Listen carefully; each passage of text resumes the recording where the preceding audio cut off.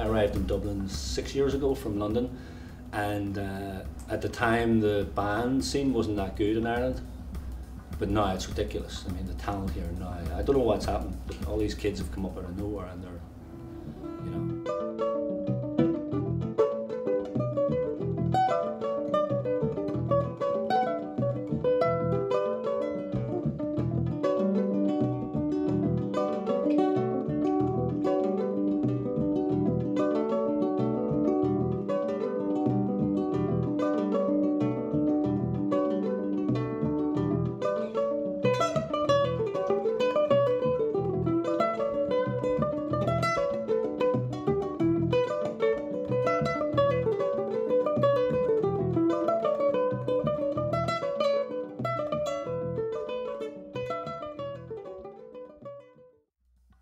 When I first got into music was at quite a young age, and there wasn't that much exposure.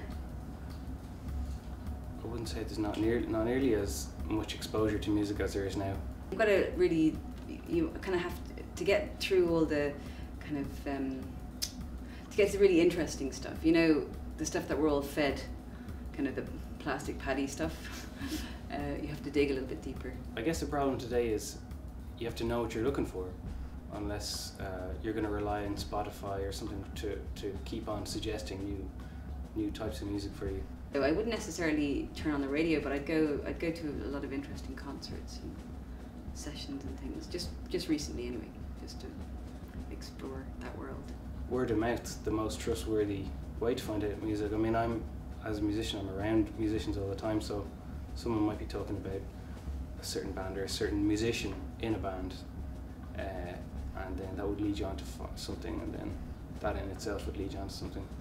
So as much as the technology changes, there is still, I mean, you can't really find music if you're not going to go looking for it, if you're not going to have the certain instinct to kind of seek it out or to ask, oh, what was that, or what were you playing there, or, you know, who wrote that piece.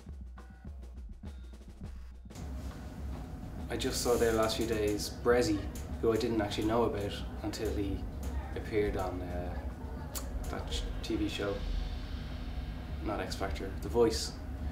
It seems like he's piggybacked that fame to promote his new solo album, so the whole, you can't even talk about it in traditional terms anymore, because the whole thing is all mixed up into one, you know, media bubble. If I don't sell enough records or get money back on a release, then I'm no good to the next person who comes along. So basically it's all about 4 or 5 acts that I can manage, or not so much manage, but I can take care of, and that we get a reasonable amount of income coming back to put into the next band. And thus far it's only been possible with 3 or 4 acts. I mean, definitely what's interesting over the last couple of years is that the live gig has come back into kind of fashion. It's kind of really, it's a really good thing to go and hear a band actually perform live, whereas that wasn't such it wasn't such a kind of priority before, whereas now I think it's coming back to the live performance again.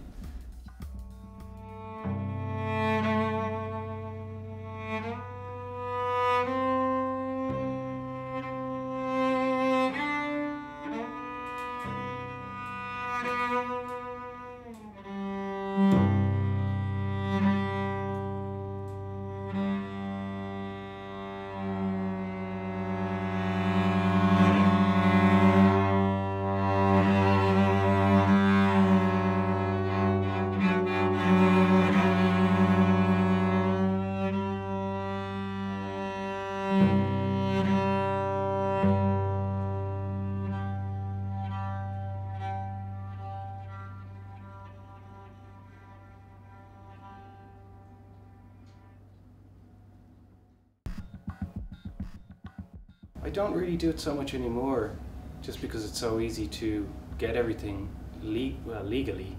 I mean, Spotify is legal, but it's a pretty shabby deal considering the cost for musicians. It's going to put me out of a job. I don't use them. I don't download music illegally.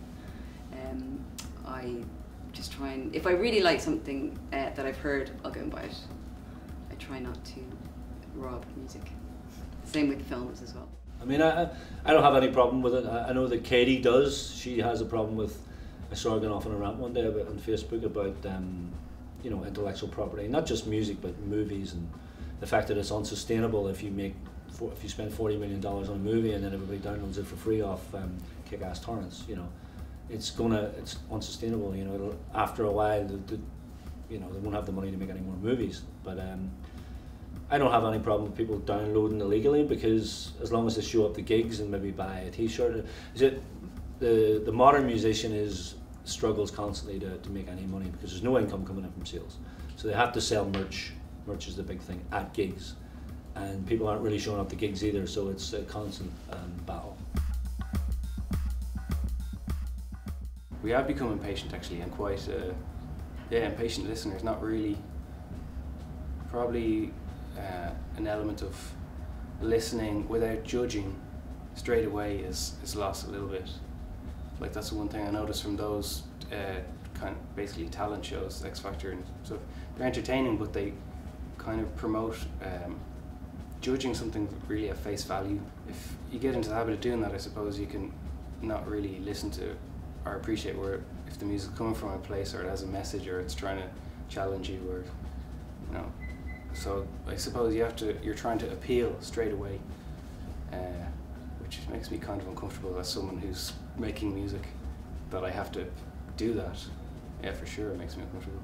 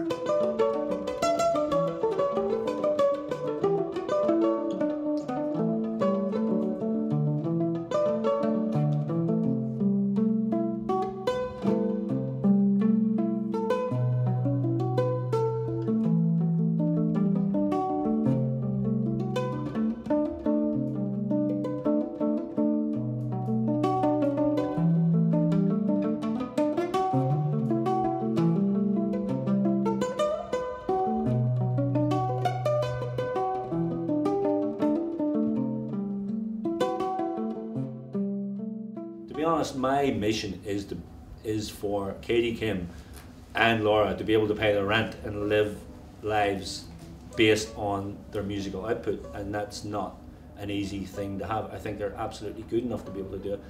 So my sort of mission is to make that possible for them, to bring them to a place where they can earn money and do the things that they were both put in the earth for, and that is to make music, not to work in shops or to do what they, you know, they have to do to make the money come in to pay their rent and to eat.